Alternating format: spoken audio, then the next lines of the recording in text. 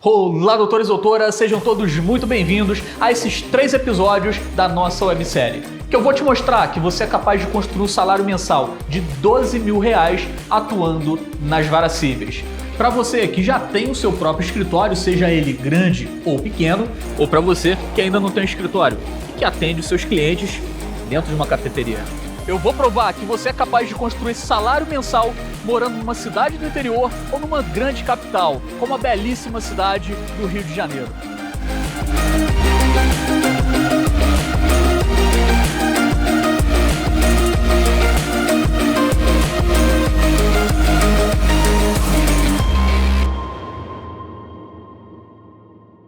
Agora sim, doutores e doutoras, terceiro e último episódio da nossa websérie. Que alegria, que felicidade chegar com vocês até aqui. Estou muito feliz de todos que participaram, de todos os comentários que eu recebi, seja no próprio vídeo do YouTube e em sua grande maioria, depoimentos, belíssimos depoimentos que eu tenho recebido no meu direct lá no Instagram. Se você ainda não me segue no Instagram, vai lá, @RobertBezerra. Que alegria poder interagir com todos vocês e saber que esses 3 episódios tem sido bênção na vida de muitos advogados, tem acordado, tem dado aquela verdadeira chacoalhada para que você verdadeiramente possa conseguir obter excelentes resultados ainda nesse ano. E olha só, aqui é o terceiro e último episódio gravado.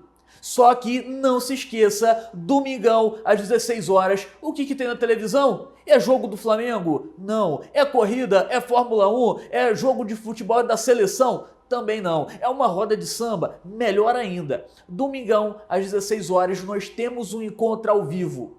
Eu vou mais uma vez botar o ouro na mesa. Aí é com você, se você vai querer pegar esse ouro que vai estar acessível ou não. Bacana? Quem vai fazer parte? Todos vocês que estiverem em um dos 17 grupos no WhatsApp. Então, se você ainda não está nos grupos do WhatsApp, pega o seu celularzinho agora, joga na tela do computador, escaneia o QR Code, entra em um dos grupos do WhatsApp, não saia de lá, porque apenas quem estiver lá dentro que vai receber esse link exclusivo, legal? E o seguinte, ou então se você não tá, se você obviamente está assistindo o vídeo no celular, não vai ter como você escanear, é só você ir lá na descrição, apertar no link e você vai também ter acesso a um desses grupos no WhatsApp. E o segundo recado, muito importante, que é o seguinte: acompanhe esse vídeo até o final.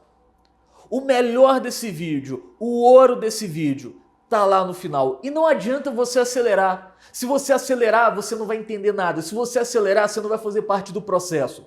Eu te convido, se quiser, coloca aí em velocidade 1.5 e velocidade 2.0, se você conseguir acompanhar. Mas acompanhe esse vídeo na íntegra até o final, que tem um ouro que eu deixei para você reservado, tem uma informação valiosa que está reservada para quem chegar até o final desse vídeo.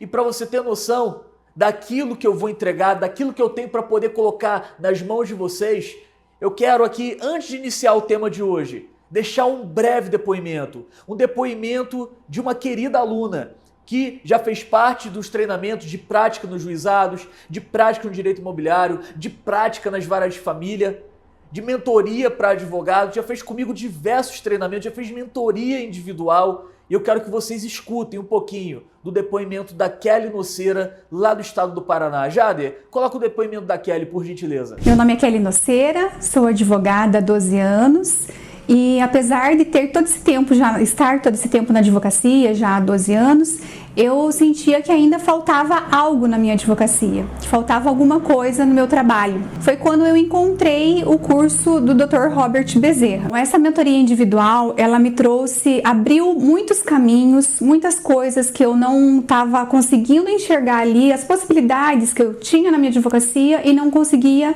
colocar em prática. Bom, eu só tenho a agradecer ao Dr. Robert por ter compartilhado todo esse conhecimento dele e que trouxe toda esse desenvolvimento para a minha advocacia. E uma dica pessoal que eu deixo aqui, que eu quero deixar aqui no gravado, é que para quem adquirir o curso, não basta apenas você adquirir o curso, né? Você tem que seguir todas as metas, todas as dicas, todo o passo a passo que o Dr. Robert passa. que com certeza você vai desenvolver, tem muito desenvolvimento, muito crescimento na sua advocacia. Gente, isso que eu quero falar com vocês é muito sério. A mesma transformação que vocês estão vendo na vida desses meus alunos, eles são alunos reais, não são depoimentos inventados, não são pessoas aleatórias, são pessoas que você encontra na internet, você pode mandar uma mensagem, você pode conversar, alunos reais que passaram por esse processo de transformação, que viveram essa transformação, que hoje estão colhendo os resultados. E é a mesma coisa que eu quero que cada um de vocês venha viver na sua prática advocatícia ainda esse ano. Então, segue aqui comigo. Pega a sua água, pega o seu caderninho, faça as anotações, porque esse terceiro episódio ele está simplesmente imperdível. Então, primeiro, eu quero tratar com vocês sobre a petição inicial. E a petição inicial, se você está pelo autor, costumo dizer que ele é o seu cartão de visitas no Poder Judiciário. Exatamente. Você será julgado de acordo com a petição que você apresenta. Pode ser petição inicial, pode ser você pelo réu apresentando a contestação, pode ser você em uma primeira manifestação. Imagina que um cliente, ele possuía um patrono, ele tinha um advogado e ele perdeu uma ação e aí ele te contrata para poder fazer o recurso de apelação. O seu cartão de visitas no Poder Judiciário vai ser aquele recurso de apelação. Nós somos julgados a todo momento, nós somos julgados pelos nossos clientes, pela forma como nós atuamos, pela forma como nós vestimos, pela forma como nós nos portamos, e nós somos julgados no Poder Judiciário através da petição inicial, através da nossa sustentação oral, através de uma audiência. Meus amigos, só adiantar uma coisa aqui para vocês. Imagina você poder ser treinado por um advogado militante nas varas cíveis e também por um juiz. E melhor do que isso, imagina você poder tirar as suas dúvidas processuais em aulas ao vivo, tanto com advogados como também com juízes. Juiz federal, juiz de família, juiz de vara cível. Mas eu não vou falar nada mais agora nesse momento. Me encontra no domingo, que eu tenho uma excelente notícia para vocês. Legal? Agora, continuando aqui. Quando eu vou com a minha petição inicial, o que eu tenho que prestar atenção? Primeiro de tudo, pessoa, óbvio que é conteúdo. Claro, conteúdo é importante. Agora, você precisa se atentar com a forma e com a estética da petição inicial. De você, quer colocar um cabeçalho? Coloca um cabeçalho bonito, cabeçalho bacana, que esteja numa boa forma, numa boa estética. Aconselho que quando você for fazer a logo do seu escritório, e calma, não é para você sair gastando dinheiro fazendo logo de escritório, não. Eu fiquei os meus primeiros 2 anos de advocacia sem logo. Sabe qual era a minha logo? Robert Bezerra, um traço embaixo, escritório de advocacia. Uma logo sóbria, um cartão bonitinho, bem feito. Então, você tem ali sua logo? Coloca. Quer colocar sua logo no escritório? Pode colocar. Eu no início não colocava, mas eu sempre prezei pela forma e estética da minha petição. Hoje eu tenho uma logo bonita, olha só, não sei se dá para pegar aí na câmera. Dá para pegar aí, Léo? Tá aparecendo? Tá aparecendo? Olha só, a logo bonita, ó, tem esses 2 leões, tem aqui o Robert Bezerra, escritório de advocacia. Então, hoje eu tenho uma logo bacana. No início não tinha, tava tudo bem, tava tudo certo. Ganhava ações do mesmo jeito, ganhava clientes do mesmo jeito. Não é isso que define a sua advocacia. Agora vamos lá. Mesmo com uma identidade visual, tem gente que faz identidade visual, que faz uma logo bonita, bacana e ainda assim caga na petição inicial. Por quê? Teve uma vez que eu vi um escritório e esse escritório tinha uma logomarca e a logomarca ela encontrava, gente, sem sacanagem, encontrava com o cabeçalho da petição. Ou seja, era logo do escritório, embaixo tinha o nome dos sócios, só que ele não dava um espaçamento para o endereçamento da ação. De tal modo que ele colocou isso em todas as páginas. Então, em todas as páginas, estava ali a logo encontrando com o primeiro parágrafo, com a última linha que estava ali. Cara, era algo terrível, de tal forma que sempre quando você ia ler a petição inicial, você acabava lendo o nome de algum sócio quando você virava a página. Isso é algo horrível. Agora, imagina o juiz que ele vai julgar a sua ação e que ele está folheando página por página. Mas você fala, mas professor, em teoria geral do processo, eu aprendi que o juiz, ele é imparcial e impessoal. Mas filho, o juiz, ele sente fome, ele sente sono, ele se irrita, ele também vai sentenciar às 3 horas da manhã. E quando pega uma petição cagada desse jeito, você acha que ele vai ver com bons olhos? Claro que não.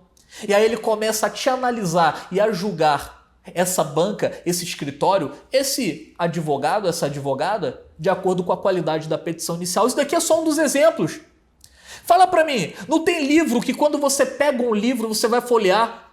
Quantas vezes você, numa livraria, você foi atraído, atraída por um livro que tinha uma boa capa, que tinha uma boa estética, que quando você folheava, as letras eram boas de se ler, tinha um bom espaçamento? Tudo isso também é importante na sua petição inicial. Então, preze por uma boa forma, por uma boa estética, por uma boa escrita. Vamos montar a petição inicial. Petição inicial, professor, é muito difícil de fazer. Gente, eu provo para vocês por A mais B que fazer petição inicial é fácil. E aí eu volto a falar para vocês. Imagina aprender a fazer uma petição inicial com um advogado civilista e também com um juiz federal. Não vou falar mais nada, só imagina. Mas vamos lá. Bati a cabeça num belo dia, tô andando na rua, não sei fazer mais uma petição inicial. É só você abrir no artigo 319 do Código de Processo Civil, que lá ele vai te mostrar o endereçamento, vai te mostrar a qualificação das partes, vai te lembrar de colocar o relato dos fatos, vai te lembrar de colocar também a fundamentação jurídica, ele vai te lembrar de tudo. O primeiro ponto é uma controvérsia até engraçada que existe, que é em relação ao endereçamento, né? O endereçamento, porque no antigo CPC de 73, no artigo que corresponde hoje ao 319, ele que dizia que a petição inicial será dirigida ao juiz. O legislador ele considerou que essa era uma impropriedade, então ele modificou, colocando que a petição inicial ela será dirigida ao juízo da ação. Porque ele diz que o juiz não é ele que recebe, quem recebe é o juízo. O juiz, por ser imparcial e impessoal, então está errado eu colocar aquele cabeçalho, excelentíssimo senhor doutor juiz de direito, porque eu não falo com o juiz da ação, eu falo com o juízo. Então, de acordo com esse entendimento, agora pelo novo Código de Processo Civil, o correto é ao juízo da vara, por exemplo, ao juízo da 5ª vara, ao juízo do 2º Juizado Especial Cível. Mas existe uma outra parte da doutrina a qual eu me filio e também diversos juízes, desembargadores e doutrinadores também se filiam, que quer dizer o seguinte, filho, foi só uma correção no texto. Por óbvio que o juiz ele está revestido do poder jurisdicional. Você aprendeu isso com a titia Teteia lá em Teoria Geral do Processo? E ele está revestido com o poder jurisdicional e ele é imparcial, impessoal. Ele está representando ali o juízo. Só que, veja só, posso colocar na minha petição ao juízo do 2º Juizado Especial Cível, ao juízo da 5ª Vara de Família? Posso colocar com tranquilidade. Mas no meu ponto de vista e nessa corrente a qual eu me filio, não tem problema também você colocar excelentíssimo senhor doutor juiz de direito. Afinal de contas, quem é que está revestido desse poder jurisdicional? É uma pessoa. É um homem, é uma mulher que agora está revestido com esse poder jurisdicional e pode se substituir em relação às partes para poder proferir uma decisão, para poder prolatar uma sentença. Então, se é uma pessoa que vai receber e vai, por óbvio, ler essa petição, eu vou colocar o quê? Excelentíssimo senhor doutor juiz de direito. Não existe nenhum problema. Filho, filha, para de ficar se prendendo picuinha. Fala pra mim não, só responde pra você mesmo. Quantas vezes você já não procrastinou fazer uma petição, fazer um recurso, fazer uma contestação porque você tinha medo de errar?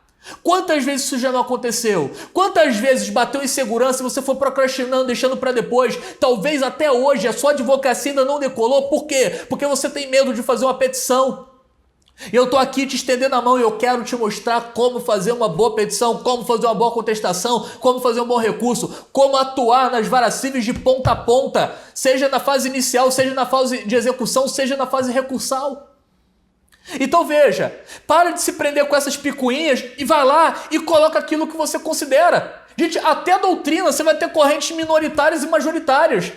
Veja qual doutrina, qual a corrente que você vai se filiar e segue ali, faz a tua petição, pronto, acabou. Bacana? Passado esse ponto do endereçamento, eu vou para a qualificação das partes. E aqui na qualificação das partes, eu digo para você tomar muito cuidado. Eu estou passando aqui para vocês, gente, o creme de la creme. Estou passando aqui para vocês aquilo que é fundamental, aquilo que poucas pessoas observam. Quando você vai fazer a qualificação das partes, você vai colocar o nome, o sobrenome, você vai colocar o nome completo, você vai colocar o endereço, você vai colocar a identidade, o CPF, e você vai colocar também o quê? A profissão. Tome muito cuidado na hora de colocar a profissão. Sabe por quê? Tem gente que gosta de glamorizar. Que nem não tem uma galera, os advogados de internet de pau que gostam de ficar glamorizando com fotos e coisa. Tem também os clientes que gostam de glamorizar. E aí você vai atender Dona Chiquinha. E Dona Chiquinha chega para você e você pergunta, Dona Chiquinha, qual a sua profissão para poder colocar aqui no relatório? E aí depois você vai passar para a petição inicial. Ela fala, eu sou uma empresária do setor de cosméticos. Você fala, uau, será que Dona Chiquinha é sócia da Natura? Será que ela tem uma franquia do Boticário? O que Dona Chiquinha faz? Você pergunta, é mesmo, Dona Chiquinha? Você é uma empresária do setor de cosméticos? Que legal, o que você faz? Eu vendo Jequiti, o meu sonho é participar do Roda Roda. Gente, nada contra uma profissão honesta, uma profissão que sustenta a família dela. Acho até legal que Dona Chiquinha, ela se chama como empresária do ramo de cosméticos. Isso significa que ela tem uma boa autoestima, que ela enxerga aquilo ali como negócio e deve enxergar. Só que para a petição inicial isso não é um bom negócio. Sabe por quê? O juiz, quando ele vai sentenciar, ele tem que aplicar a chamada teoria da igualdade. Na teoria da igualdade eu vou igualar os iguais e desigualar os desiguais. Porque quando eu igualo os iguais e desigualo os desiguais, eu vou aplicar a teoria da igualdade.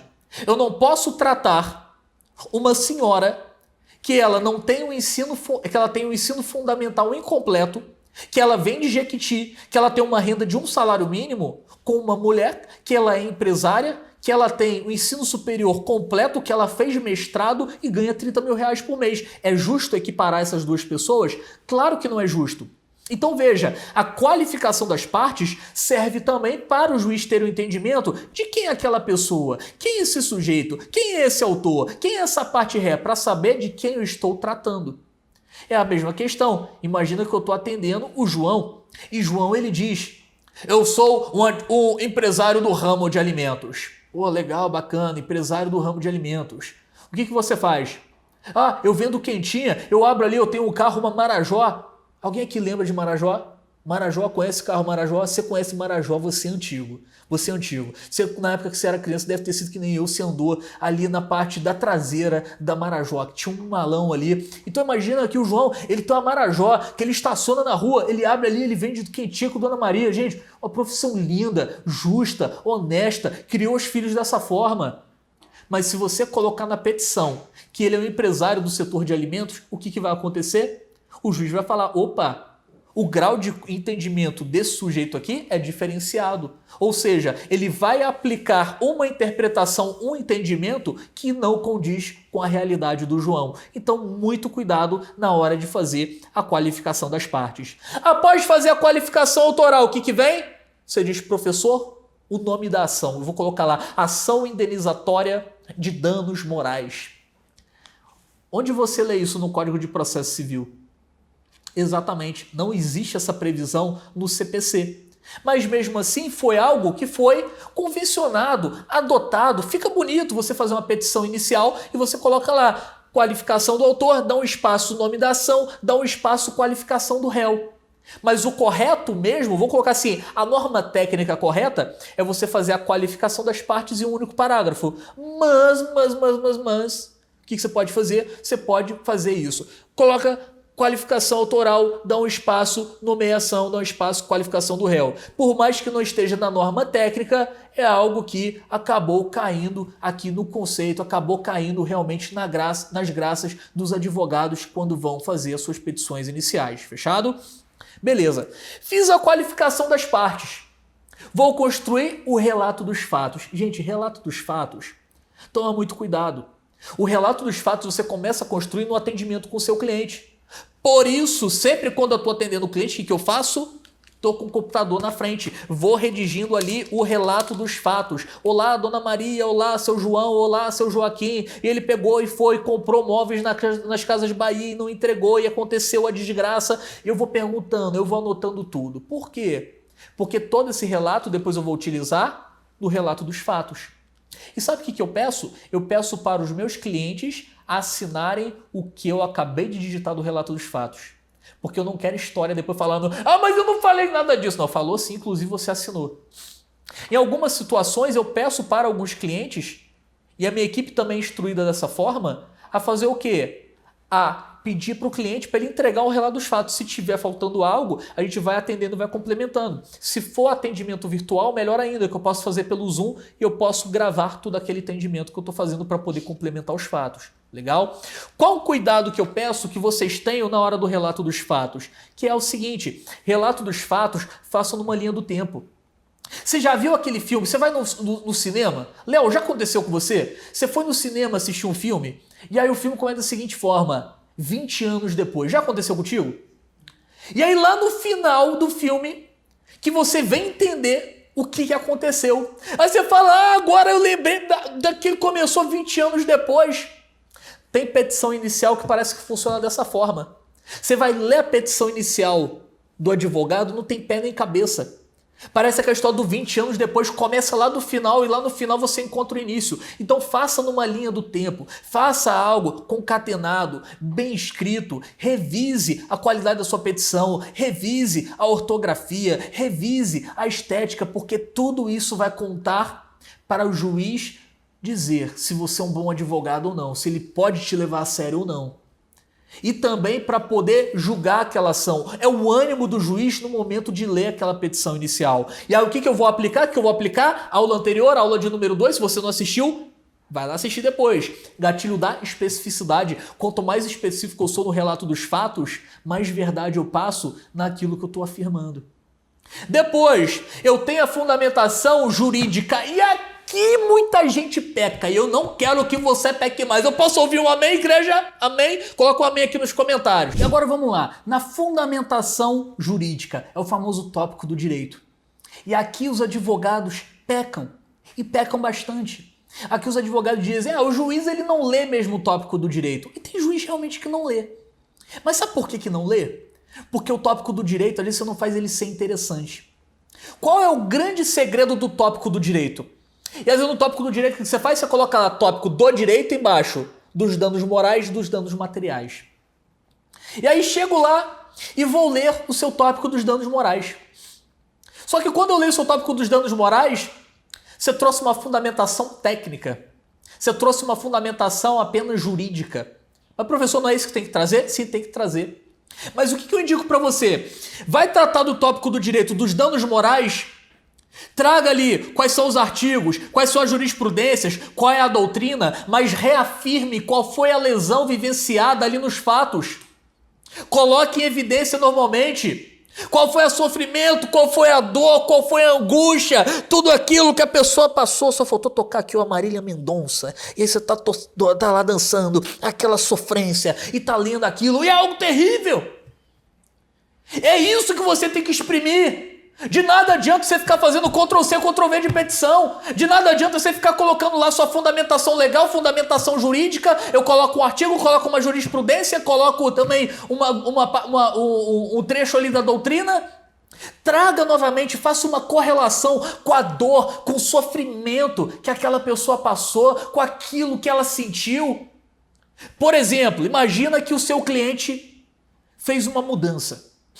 E na hora da mudança, quebrou a geladeira, quebrou a televisão e quebrou também a gaiola do passarinho.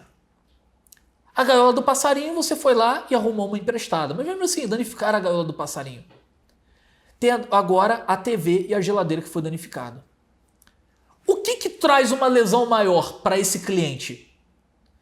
A quebra da gaiola do passarinho? A geladeira danificada? Ou a televisão danificada? Professor, a televisão, porque eu não vou conseguir mais assistir o programa da Eliana. Pelo amor de Deus, gente. Isso traz sofrimento, traz angústia? Traz porque eu sou fã da Eliana. Tá bom, mas vamos lá, vem pro mundo real aqui. O que vai trazer mais sofrimento, mais dor, mais dificuldade? A falta da geladeira. Por causa da geladeira, tinha um medicamento que tinha que armazenar dentro dela que estragou, não teve como mais armazenar. A geladeira ela quebrou durante a mudança e você se mudou. O cliente mudou o quê? Era verão, 45 graus no Rio de Janeiro, não tinha água gelada para poder beber. Estragou, não tinha mais onde armazenar leite.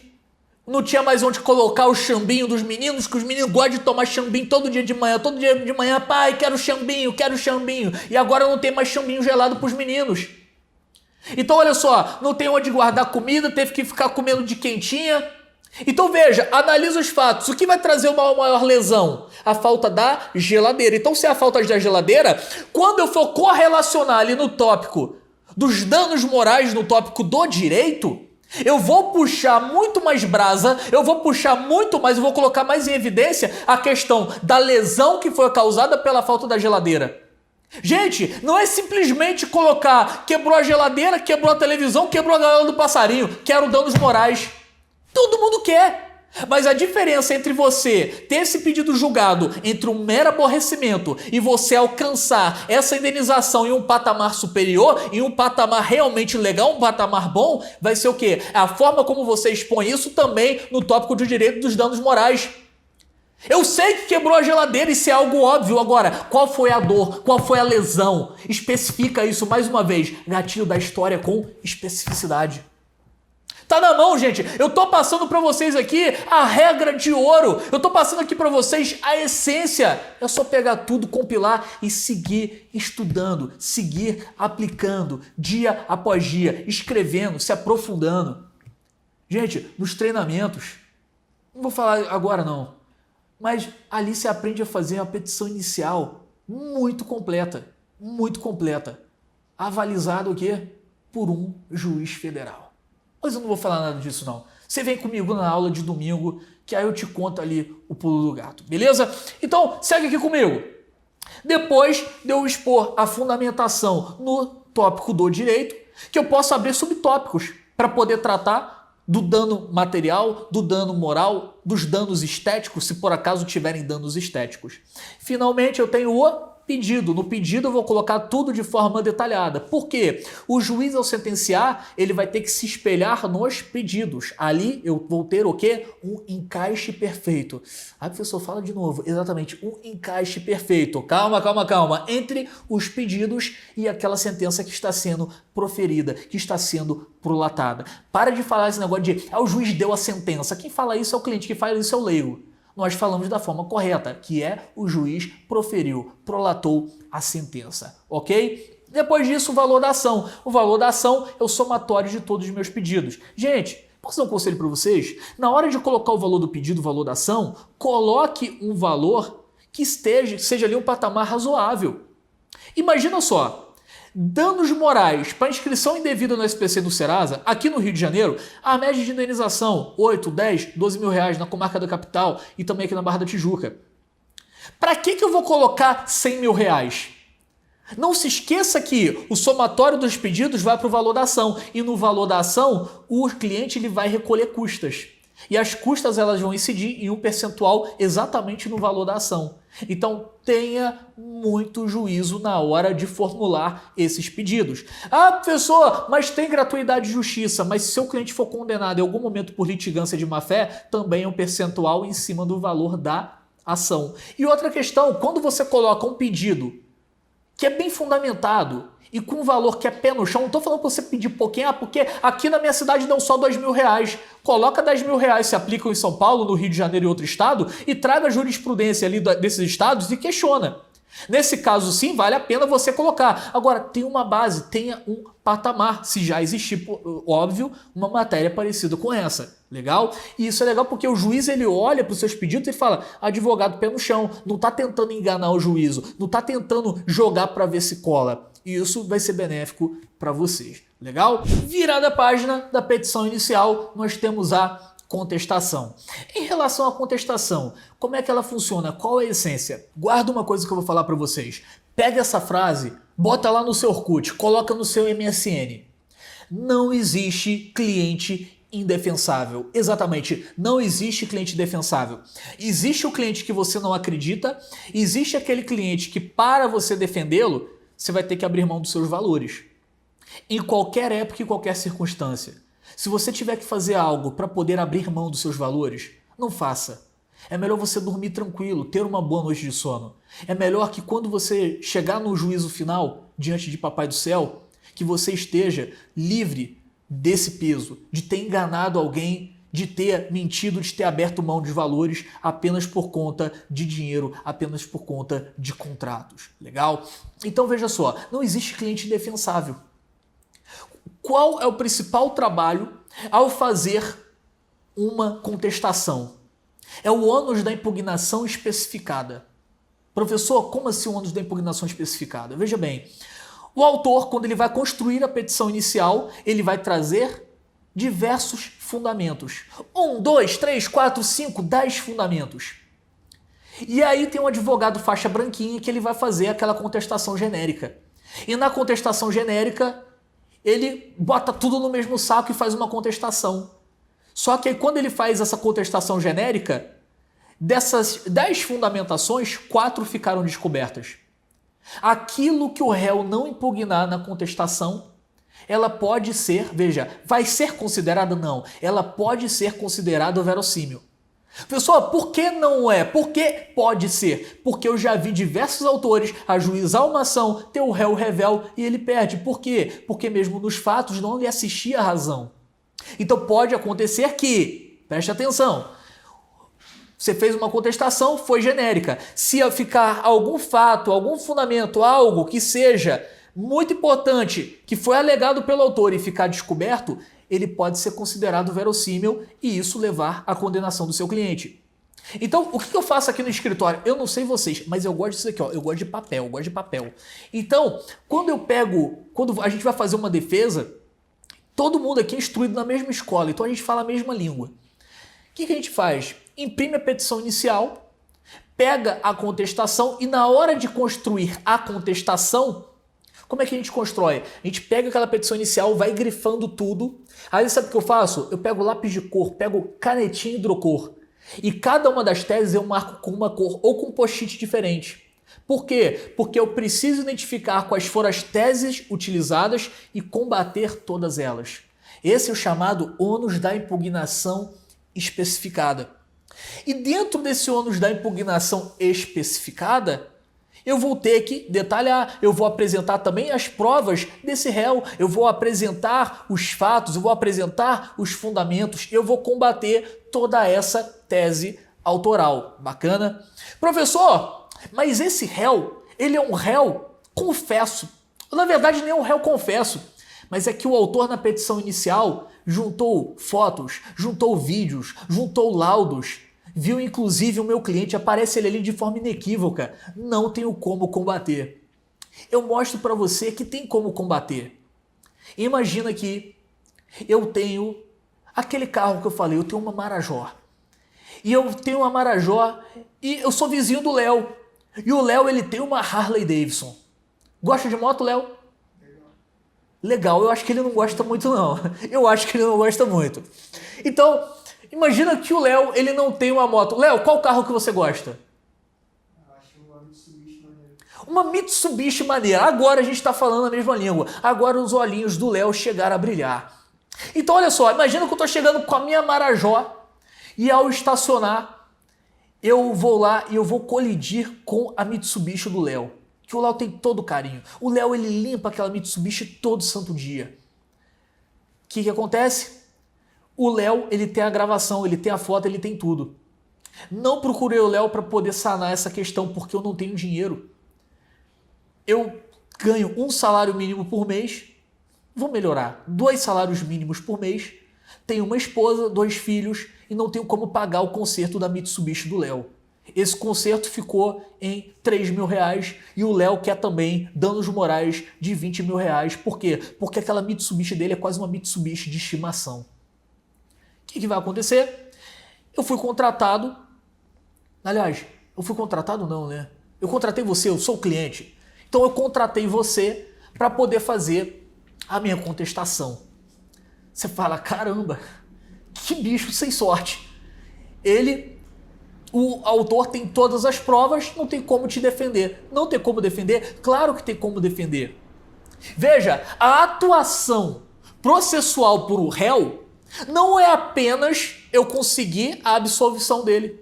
Não é apenas eu fazer com que os pedidos autorais sejam julgados improcedentes. Mas é você minimizar aquele dano, é você minimizar aquela lesão, é você minimizar ao máximo uma possível condenação. E aí o que eu vou colocar na contestação? O que você vai colocar para mim? O que você vai colocar ali em minha defesa? Causou a lesão? Deve? Paga quando puder? Não vai. O que você vai fazer? Você vai levar o juiz a um convencimento. Você vai colocar ali, de fato, ocorreu essa colisão.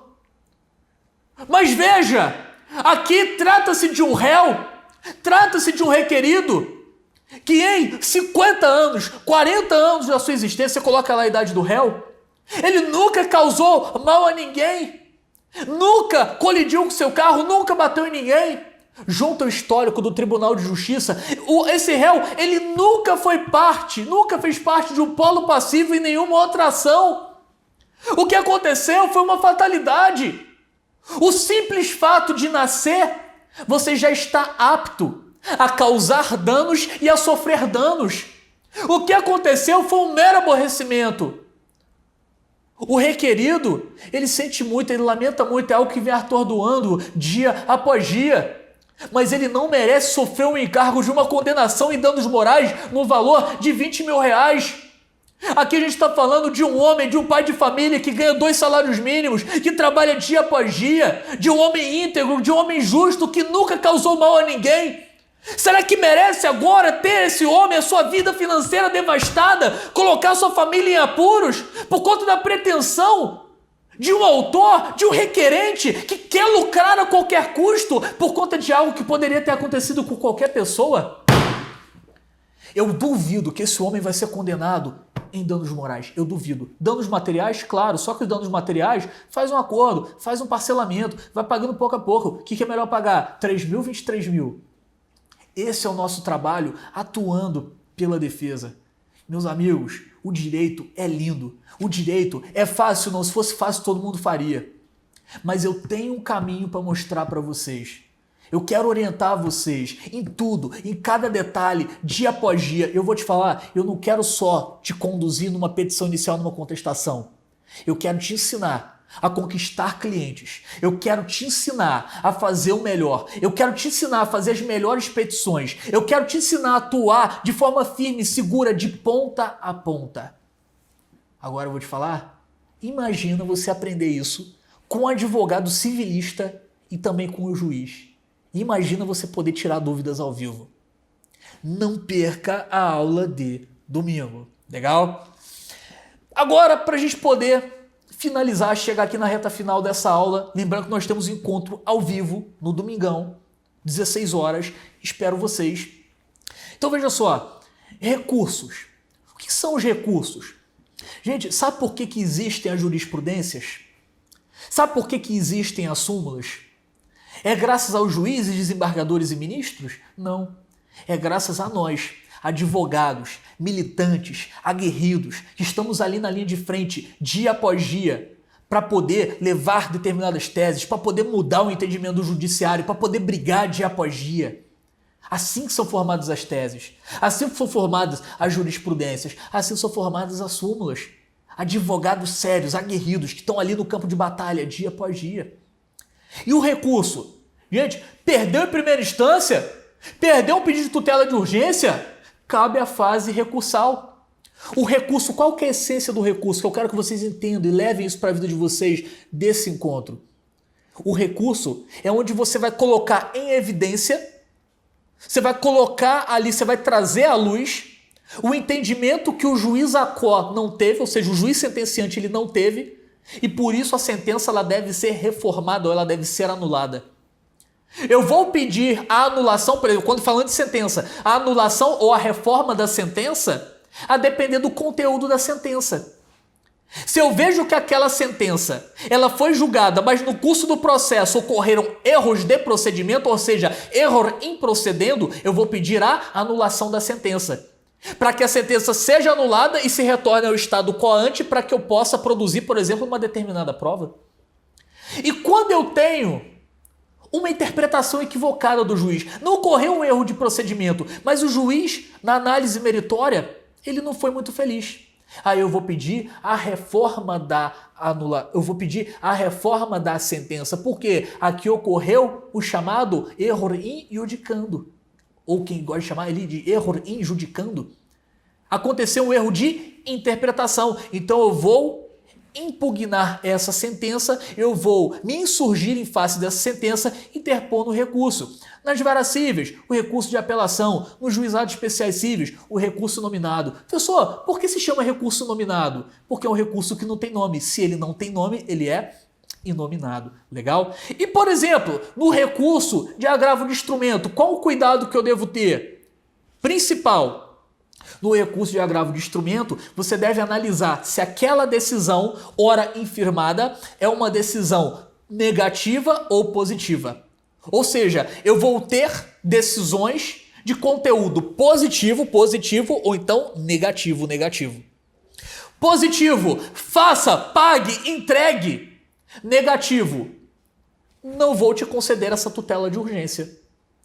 Positivo, vou conceder a tutela de urgência. Pague, faça, entregue agora. Então veja, se eu estou pela parte ré, o autor ele teve concedido um pedido de tutela de urgência que, portanto, tem um conteúdo positivo, o que eu vou fazer? Eu vou interpor o recurso de agravo de instrumento e qual vai ser um dos requerimentos? Que seja concedido um efeito suspensivo. Por que efeito suspensivo? Suspende, tira isso da minha frente. Por quê? Porque essa decisão, se eu tiver que cumpri-la, ela vai causar um dano muito grande para mim, um dano irreversível, irreparável, irretratável. E quando eu tenho uma decisão negativa, ou seja, eu tô pelo autor, fiz um pedido de tutela de urgência, eu tive uma decisão negativa. Uma decisão negativa eu quero fazer com que ela se torne positiva. Então vai ser um recurso de agravo de instrumento, ou seja, eu vou interpor recurso de agravo de instrumento com o pedido de tutela. Então veja só, eu tô com uma arma apontada para você e eu vou atirar. O que eu vou fazer? Eu vou falar, professor, atira que eu gosto. Claro que não, tira isso de mim, suspende, levanta. Ou seja, pedido de efeito suspensivo. Pedido de efeito suspensivo e também o pedido para você ter uma decisão confirmada, para você poder fazer um pedido de tutela de urgência, você vai ter que sempre analisar o conteúdo, vai ter que sempre analisar a decisão para ver exatamente o que você vai requerer, exatamente o que você vai pedir. Legal, doutores e doutoras? Gente, mais uma vez, a advocacia é linda, a advocacia é próspera. Não acredito nessas histórias de gente fracassada que conta. Porque a advocacia, eu passo fome, eu passo dificuldade. Sabe por quê? Não aprendeu a vender, não aprendeu a fazer marketing, não aprendeu a persuasão, não aprendeu a fazer petições que sejam realmente decentes. Eu estou mostrando para vocês o caminho, eu estou mostrando para vocês que existe uma solução, eu estou mostrando para vocês que existe realmente algo certo, seguro, para você poder aplicar, para você poder fazer dia após dia, que vai te levar a resultados. Eu não quero que você chegue a apenas os 12 mil reais. 12 mil reais para mim eu considero que é o patamar mínimo para você atingir. E eu sei que vocês são capazes de atingir. Eu quero que vocês cresçam, eu quero que vocês ganhem 12, 15, 20, 30 mil. Eu quero que vocês tenham uma vida em abundância. Visto tudo isso ao longo desses 3 dias e que você é capaz de fazer para poder fechar com clientes pagantes, para poder atuar nas suas defesas, eu venho te fazer um convite. Para nós avançarmos ainda mais, para nós caminharmos juntos, para que você possa ver se tornar real na sua vida e na sua prática advocatícia o salário de 12 mil reais mensais, atuando nas varas cíveis, caminhando comigo por um longo período e tendo acesso, é claro, ao meu telefone privado para você poder me mandar mensagem quando você precisar, quando você tiver dúvidas. Acompanha comigo até o final, porque essa informação que eu vou passar ela é muito importante. Será algo muito restrito. Na segunda-feira, eu vou liberar algo jamais visto no meio jurídico. Eu, juntamente com toda a minha equipe, nós buscamos reunir o melhor conteúdo em um treinamento, gente, exclusivo. Algo que seja 100% prático, eficaz, imediatamente aplicável para poder facilitar a sua ascensão na advocacia. Porque o que eu percebo é que muitos de vocês ainda não conseguiram conquistar aquele tão sonhado salário, tão sonhada independência na advocacia, e é pelo fato de não possuírem um direcionamento específico, uma estratégia completa de atuação. Eu às vezes vejo treinamento que te ensina sobre uma determinada matéria específica, ou te ensina apenas sobre marketing, só sobre vendas, apenas sobre a negociação, mas eu resolvi fazer diferente. Eu reuni tudo num só lugar, tudo aquilo que você precisa para poder tornar um advogado que vai construir um salário mensal de R$12.000 por mês. Você vai caminhar comigo e eu vou preparar, gente. Eu vou preparar para vocês, para você poder atuar desde a fase de conquista do seu cliente até a fase final do processo. E o melhor de tudo, na visão de um advogado civilista e também de um juiz. Exatamente, esse vai ser um treinamento único que você nunca viu no mercado. Porque preste atenção, tudo que eu me proponho a fazer, seja na minha advocacia, seja para os meus clientes, seja na minha família, seja para você que está aqui, ó, meu aluno, meu futuro aluno, eu me proponho a fazer o meu melhor. Porque da mesma forma que diversas pessoas, ao longo de toda a minha vida, elas me estenderam as mãos durante anos da minha caminhada, de quando eu vivi as maiores dificuldades, que me permitiram de deixar de ser um menino pobre, que dependia da ajuda da igreja, de pessoas para poder sobreviver. Eu quero ser essa pessoa que vai te entregar os melhores conhecimentos, as melhores estratégias, lições, para que você possa finalmente avançar na sua prática advocatícia. Porque eu vou compartilhar com você tudo aquilo que eu já apliquei, tudo aquilo que eu aplico, que eu continuo fazendo diferença na minha vida, na minha prática advocatícia e também nas minhas empresas. E eu quero que os alunos que caminham comigo, junto ali, que estejam juntos buscando também esses resultados. Para você ter uma ideia de como isso é transformador, assista agora um breve depoimento de um aluno que mora numa cidade do interior do Paraná, ele mora na cidade de Lapa, e que está tendo a vida mudada, transformada, devido a essas lições que ele tem colocado em prática dia após dia. Coloca por gentileza, Jada, o vídeo do Rodrigo Klosterman. Me chamo Rodrigo Klosterman, eu sou advogado há 8 anos, porém eu entendo que a minha advocacia, eu tenho comigo, que iniciou em dezembro de 2019. Foi o ano em que eu fui lá, peguei aquele último dinheiro que eu tinha guardado e eu investi numa mentoria do Robert Bezerra. E eu não vou mentir para vocês, eu tinha medo de contratar, porque não por questão do professor, não por questão do curso em si, mas por questão que era meu último dinheiro naquele mês. E eu com uma filha de 6 meses, mas eu arrisquei. Com uma técnica que ele ensinou na primeira aula, eu consegui naquele mês fechar 5 novos contratos de honorários. Eles me possibilitaram a recuperação do dinheiro investido, eu ter um dinheiro em caixa no escritório e ainda me possibilitaram viajar com a minha filha no fim de ano. Nesse momento eu percebi, eu olhei para mim mesmo e falei, meu Deus, esse advogado, Robert Bezerra, ele sabe o que ele está falando. Chegando no final de 2020, eu fui no contador, que tudo que entra no escritório é declarado para a Receita, e falei assim, você consegue uma declaração do meu faturamento desse ano? E o contador chegou para mim, me deu a declaração, eu olhei, e naquele ano de 2020 eu tinha faturado R$190 mil. Quando o contador ele me passou aquela declaração, eu fiquei imaginando, poxa, aquele advogado que lá em dezembro de 2019 só tinha aproximadamente R$700, que tomou coragem, investiu num curso do Robert, está fechando um ciclo, dezembro de 2020, com faturamento de 190k. Uma cliente entrou no meu escritório, na verdade uma pessoa que ainda não era minha cliente. Quando ela entrou no meu escritório, eu perguntei para ela, mas como que você chegou até aqui, né? Ela disse assim, não, foi indicação. Por quê? Porque eu aprendi com o Robert a fazer marketing, vendas e negociação. Quando a indicação foi de uma pessoa que me via nas redes sociais.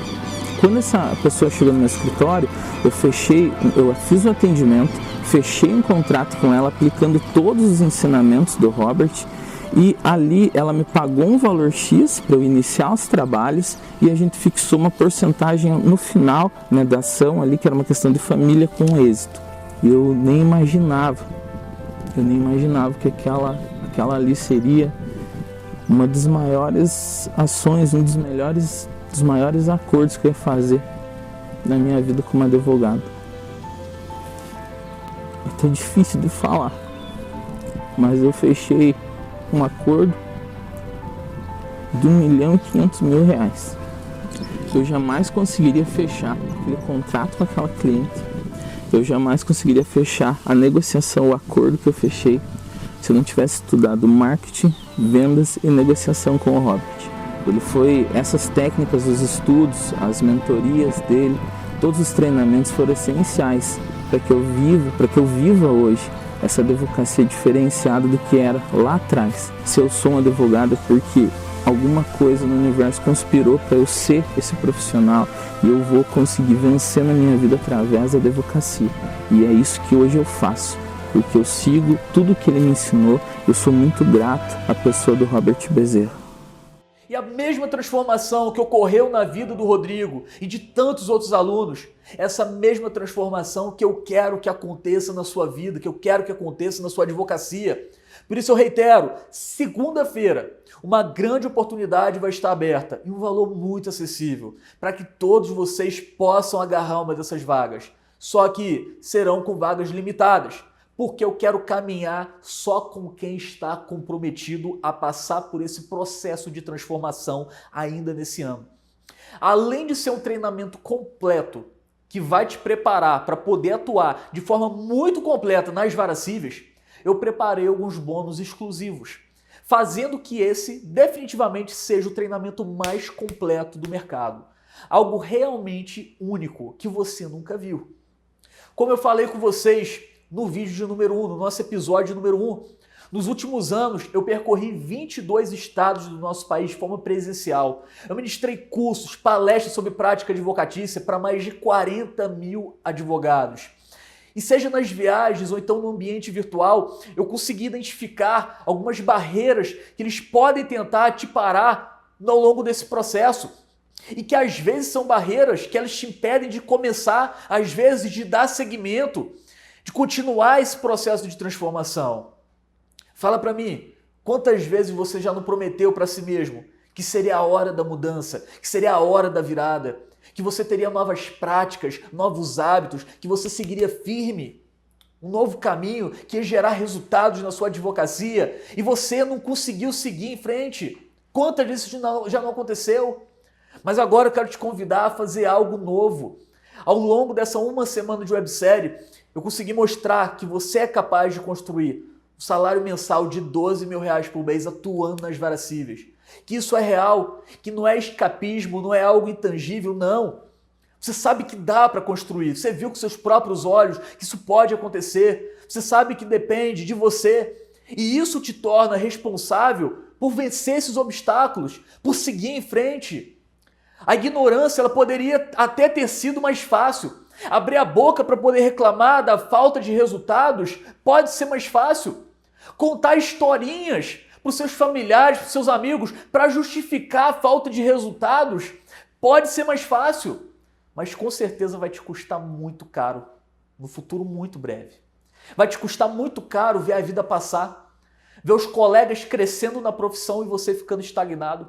Vai te custar muito caro não proporcionar o melhor futuro para os seus pais, para os seus companheiros, para os seus filhos e até mesmo para você. Permanecer no mesmo lugar que você está, imagina quanto isso seria doloroso para você olhar daqui a pouco.